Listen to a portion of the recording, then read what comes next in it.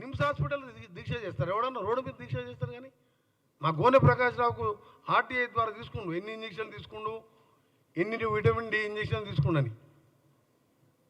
ఏమైనా అంటే చావు నోట్ల పోయి తలకాయ తెచ్చినాను.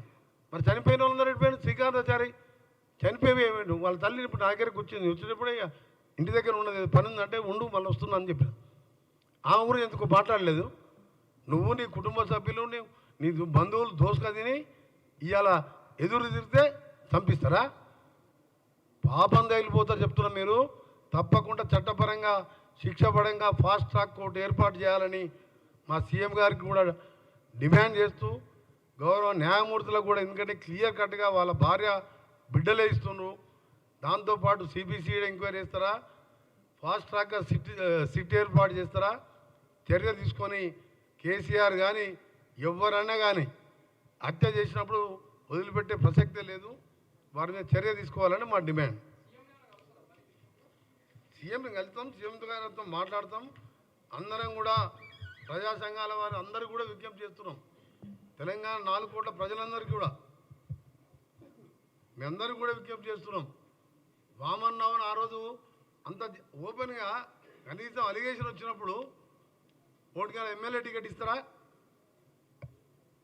అలిగేషన్ వచ్చినా టికెట్ ఇవ్వకూడదు. అది ఆయన అలిగేషన్ ఏం కాదు, ఆయన డైరెక్ట్ పాత్రనే ఉన్నది ఆయనది. అంటే అంత బరి తెగించిండు, ఎట్లయినా ఓట్లేస్తాను నాకు అవుని. కానీ ఇంత తెగించి ఇవ్వాలవా? కోర్టులో న్యాయపరంగా కొట్లాడుతుంటే కోర్టులో తెలుసుకోవాలి.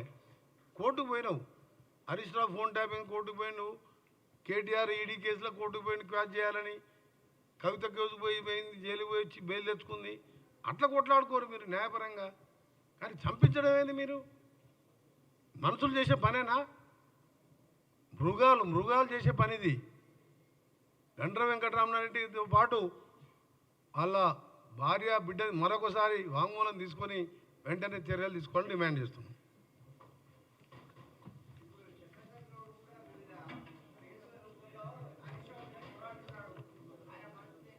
సెక్రటరీ గౌడ్ అయినా సరే ఇంకెవరు వచ్చినా తప్పకుండా మేము రక్షణ కల్పిస్తాం. ఎందుకంటే మా కలెక్టర్ గారి మీదనే ఒక నిజాయితీపరుడైన కలెక్టర్, ఆయన భద్రాచలం ఐటీడీఏ పీఓగా ఉండే, నేను అక్కడ ఖమ్మం ఇన్ఛార్జ్ మినిస్టర్, వద్దన్నా కానీ చెర్ల అంటే ఛత్తీస్గఢ్ బార్డర్ ఊళ్ళలోకి పోయి, మా బార్డర్ ఊళ్ళలోకి పోయి నక్సలైట్లకు భయపడకుండా సేవ చేసిన వ్యక్తి ప్రతీక్ జైన్. ఆయన మీద కూడా దాడి చేసిండు. దుర్మార్గు రౌడీ షీట్ అని పెట్టి 72 సార్లు కేటీఆర్ ఫోన్లో మాట్లాడు. అందుకని ఆ అమ్మాయి చెప్తుంది కేటీఆర్ హస్తం ఉందని క్లియర్గా చెప్తుంది.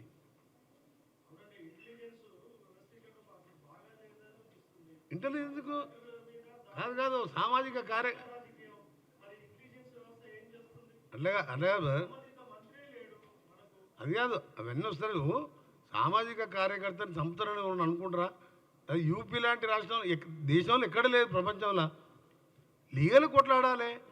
మనిషిని చంపిస్తే ఆ మనిషిని దేవుడు కూడా వాపస్ తీసుకురాలేనండి. లక్షల కోట్లు పోతే కూడా సంపాదించుకోవచ్చు. కానీ మనిషిని కూడా తీసుకొస్తారు. పెళ్లి కానీ అమ్మాయి ఉంది, అలా ఏడుస్తుంటే మన కళ్ళలో నీళ్ళు వస్తలేవా? మన కుటుంబ సభ్యుని పోగొట్టుకుంటున్నట్టు బాధపడుతున్నాం మేము. అంత ఓపెన్గా అన్నిసార్లు వాళ్ళు ఏం లేనిదే ఉట్టిలో చెప్తారు. వాళ్ళకి అనుమానం లేనిదే భార్య బిడ్డ చెప్తారా? కేసీఆర్, కేటీఆర్, హరీష్, గండ్ర వీళ్ళ పాత్ర ఉంది, కిరాయి అంతకులను తీసుకొని చంపించిందని.